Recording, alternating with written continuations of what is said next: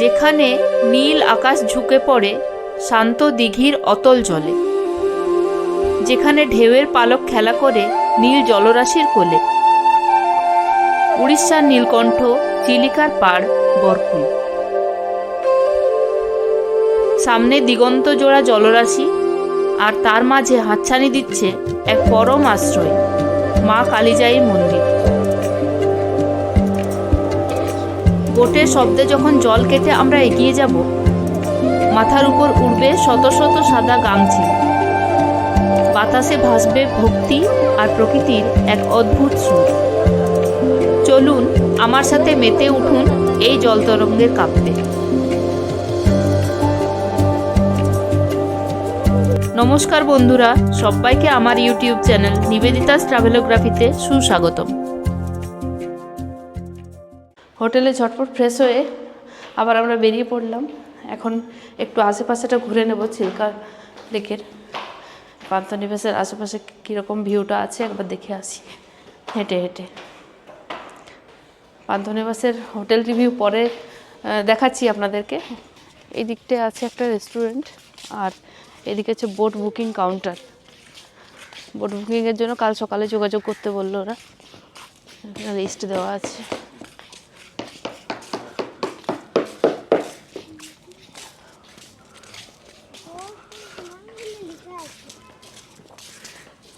Capacity 5 Gitanjali, বোটের নাম লেখা আছে। হ্যাঁ রে,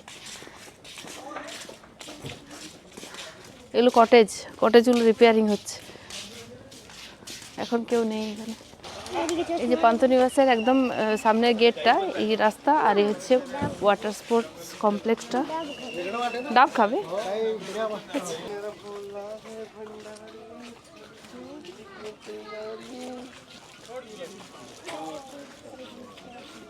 কি জুটোটা কই?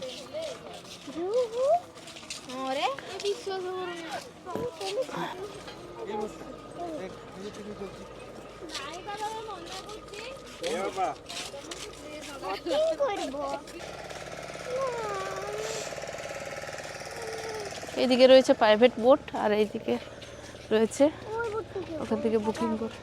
রেডি হয়ে পায়ে হেঁটে আমরা চলে এলাম এখন চিল্কা লেকের ধারে।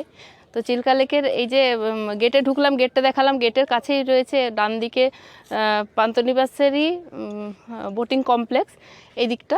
এদিকটা চিল্কা লেক থেকে মেনলি আলাদা করা আছে, আলাদা একটা মানে স্থির, এখানে জলটা স্থির। আর এটা বেরিয়ে গেলেই ওই যে গেটটা বেরিয়ে গেলে ওটা দিয়ে বোটগুলো বেরোয়। আর এদিকে রয়েছে প্রাইভেট বোট আর ফিশিং বোটগুলো। এগুলো বুকিং করার জন্য এখানে একটা বিল্ডিং রয়েছে। এখন বোটিং টাইম শেষ, বন্ধ আছে সব।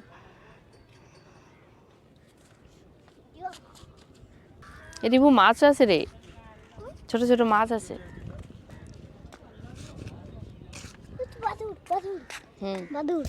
उल्लू बनाया, बड़ा मजा आया।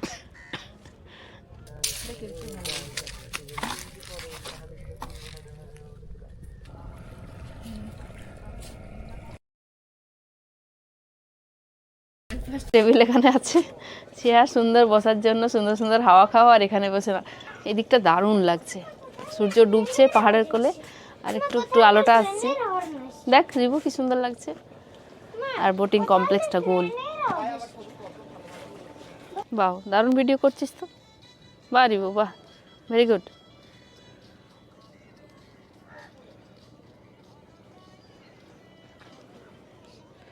এখানে পায়ে হাঁটার রাস্তাটা একদম শেষ পর্যন্ত গেছিলাম, গেটের কাছ পর্যন্ত। ওখানে কিছুক্ষণ বসলাম, এত সুন্দর লাগছে জায়গাটা।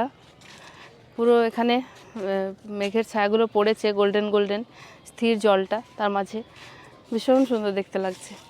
কাল বিকেলটা আর পাবো না, কাল সকাল 9টার সময় আমাদের চেক আউট টাইম। তাহলে কালকে বেরিয়ে যাব চেক আউট করেই, তারপর বোটিং করে তারপর যাব গোপালপুর। নমস্কার বন্ধুরা, সবাইকে আমার চ্যানেল নিবেদিতাস ট্রাভেলোগ্রাফিতে অনেক অনেক স্বাগত জানাই। আর আজকে এখন আমরা দাঁড়িয়ে আছি বরকুল চিল্কা, উড়িষ্যার অন্যতম টুরিস্ট প্লেস। তো এখন যে হোটেলে দাঁড়িয়ে আছি, হোটেলের এই যে ব্যালকনি থেকে চিল্কা লেকটা দেখুন সামনে, একদম সুন্দর, খুব সুন্দর দেখা যাচ্ছে। আমরা যে হোটেলে আছি সেই হোটেলটা রিভিউ আজকে দেবো আপনাদেরকে, কেমন লাগছে দেখুন। আর আমাদের তো দুর্দান্ত লেগেছে, এখানকার রুমগুলো বেশ ভালো আর সার্ভিস এরা খুব ভালো প্রোভাইড করে। তো রুমগুলো দেখাই, এই হচ্ছে ব্যালকনি, বারান্দা, এই করিডোর, এখানে অনেকগুলো রুম রয়েছে। আর আমাদের রুম হচ্ছে এখানে, সামনে সোফা রাখা আছে বারান্দায় বসার জন্য। বসো বসো, এটা আমাদের রুম 303। এই যে রুমের ভেতরটা ঠিক আছে, ডবল বেডেড রুম। আর রুমটা বেশ বড়ই লাক্সারি আছে। আর সব এদিকে টেবিল আছে, সোফা আছে, দুখানা সোফা আছে, ড্রেসিং টেবিল, টিভি, আর এখানে একটা আলমারি রয়েছে, ফোন আছে, আর ফ্যান, এসি সমস্ত কিছু অ্যাভেলেবেল। এগুলো হচ্ছে ডিলাক্স রুম। আর এদিকে হচ্ছে ব্যালকনিটা।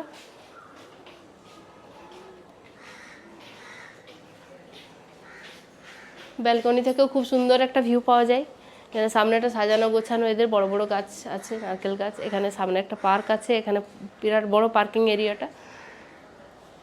আমাদের এই ডিলাক্স রুমের ভাড়া নিয়েছে 2500 টাকার মতো, এর সাথে complimentary breakfast include. Check in time হচ্ছে 11টা, সকাল 11টা, আর চেক আউট টাইম হচ্ছে সকাল 9টা।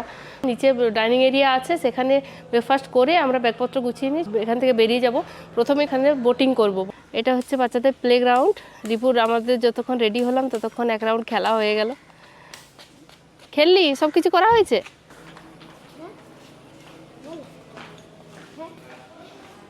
এটা হচ্ছে রিসেপশন এরিয়া, আর এটা হচ্ছে ডাইনিং এরিয়া। অনেক ভালো ক্যাপাসিটি, সুন্দর। আমরা ব্রেকফাস্ট টেবিলে বসেছি, এখানে আছে বিশাল কাচের উইন্ডো, এটার থেকেও বরখুলটা দেখা যাচ্ছে, লেকটা, চিল্কা লেকটা দেখা যাচ্ছে।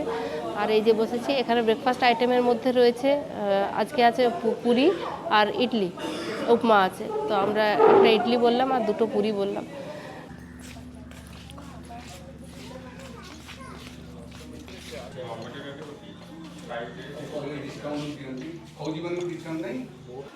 আমাদের একটু দেরি হলো, যার জন্য ছোটো বোটগুলো আর নেই। ক্যাপাসিটি 7 সিটার 5 সিটার বোটগুলো সব চলে গেছে। তো এখন যেটা একটাই পড়ে আছে সেটা হচ্ছে 34 ক্যাপাসিটির সাগরিকা, সেটাতে করেই যাব। এখন 200 টাকা করে লাগবে, যার জন্য 200 টাকা, 800 টাকা লাগবে। কই লেখা আছে সাগরিকা? দেখে দেখে পড়ে যাবি।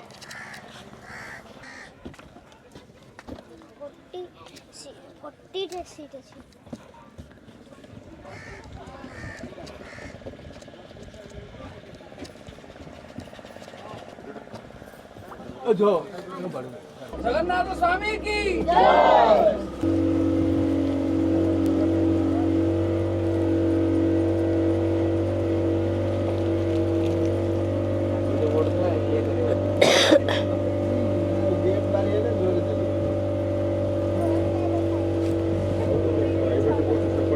বরখুলে কালীজাই টেম্পল। ब्रेकफास्ट आइले এই দেখ গেটে বেরোচ্ছে দেখ।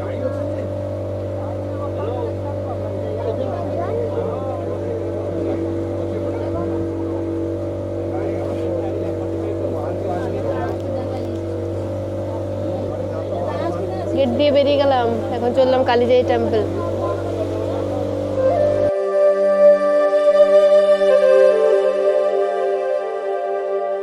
বরকুল থেকে কালীজাই মন্দির দ্বীপের দূরত্ব প্রায় 10 থেকে 12 কিলোমিটার। বোটে যেতে আমাদের সময় লাগবে প্রায় 40 মিনিটের মতো।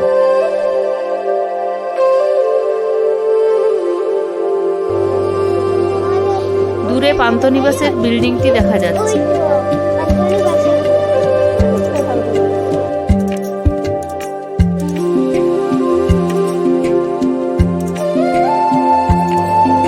সামনে বাউন্ডারি ঘেরা জায়গাটি হলো আইএনএস চিল্কার ক্যাম্পাস। এখন কালীজাই যাচ্ছে, কালীজাই ওটা লম্বা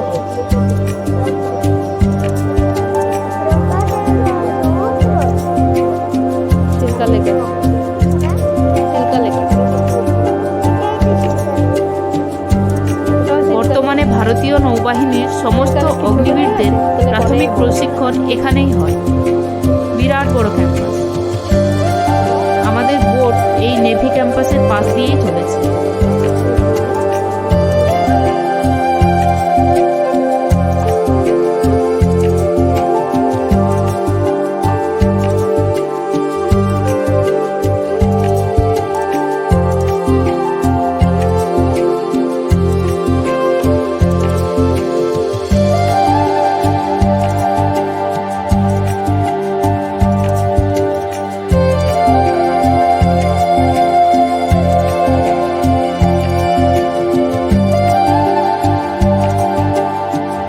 এগুলো বোধহয় নৌবাহিনীর থাকার হোস্টেল।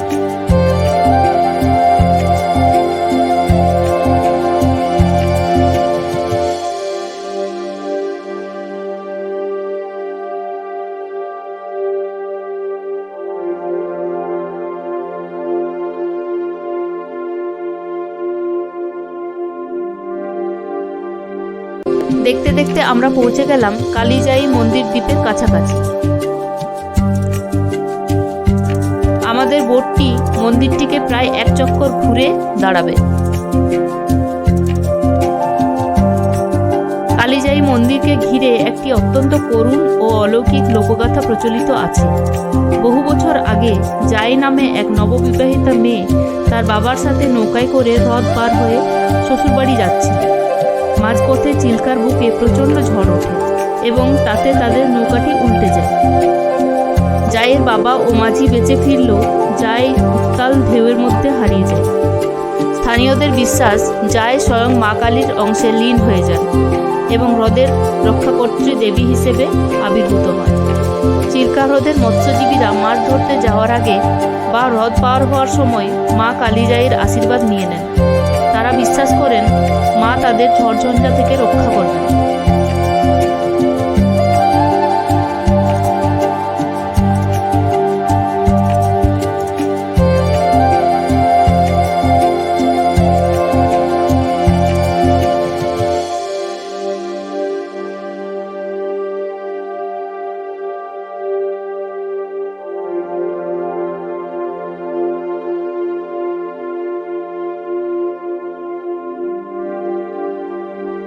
তিরিশ থেকে 35 মিনিটের খুব সুন্দর একটা বোট রাইড কমপ্লিট করে আমরা চলে এলাম চিল্কা লেকের এই আইল্যান্ডে। তো এই আইল্যান্ডটা ফেমাস হচ্ছে এখানকার কালিজাই টেম্পলের জন্য। যে এই যে কালিজাই টেম্পল এখানকার লোকালদের কাছে খুবই ফেমাস এই কালিজাই মাতার এই মন্দিরটা। তো চলুন এখন ভেতরে যাব। এই যে বোট ছেড়ে দিলাম, বোট দাঁড়িয়ে রয়েছে, আমরা আগে বেরিয়ে গেলাম।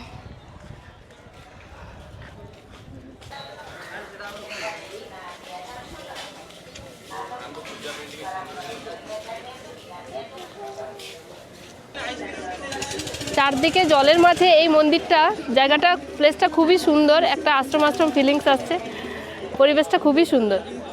আর এই যে মেন মন্দিরটা, এখানে চারদিকে প্রচুর দোকানপাট আর মেন মন্দির এখানে।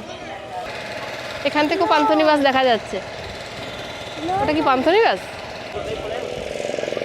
এখানে আসার জন্য অনেকগুলো বোট আছে আর চারদিকেই বোট আছে, এইদিকেও আছে, ওইদিকে আমাদের বোটটা ওইদিকে দাঁড়ালো আর এদিকেও বোট দাঁড়িয়েছে। মন্দির চত্বরটা ঘুরলাম এই দিকটা, আর এদিকে হচ্ছে একটা ব্রিজ আছে, একটা সেতুর মতো করা আছে, সেখানে গিয়ে দেখি ভিউটা। এখানে অনেকেই পুজো দিচ্ছে, প্রদীপ জ্বালাচ্ছে। জলটা নীল একদম, কি সুন্দর লাগছে দেখ।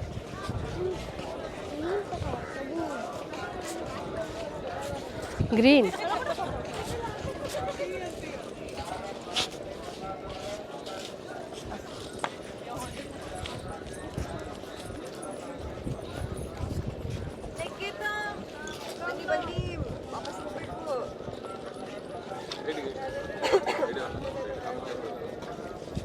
রেডি।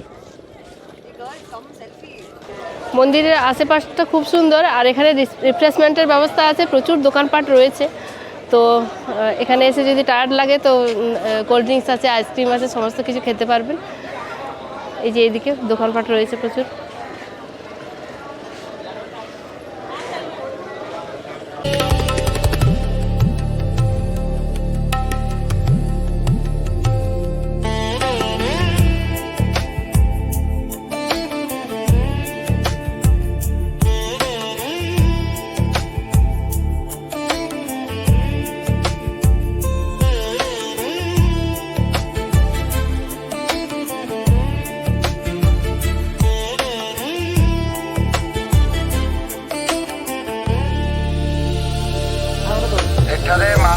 প্রসাদ মিলে যার মাঙ্গল প্রসাদ করে মন্দিরে ঢুকে মায়ের কাছে পুজো করে আর ফেরার পথে এই প্রসাদ আছে, প্রসাদ পাওয়া গেল। এটার দাম হচ্ছে 20 টাকা।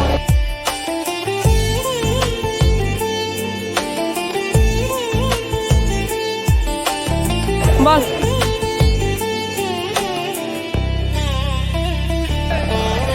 ফেরার পথে বোটে চাপার সময় অবশ্যই ওখান থেকে কিছু পাখিদের খাবার কিনে নেবেন।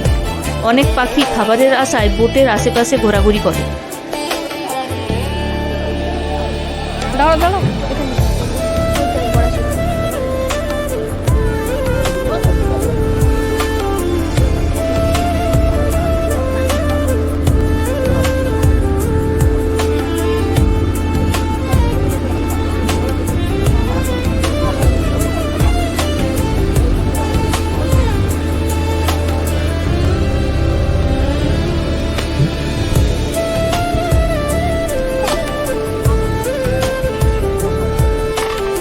পৌনে 12টা বাজে আর আমাদের বরফুল লেক বোটিং শেষ, বরফুল চিরকাল লেক বোটিং শেষ। তো এখন এখানে শেষ করছি আর এখন যাব গোপালপুর, সোজা চলে যাব গোপালপুর। আমাদের গাড়িতে পুরো রোদে আছে, দেখ।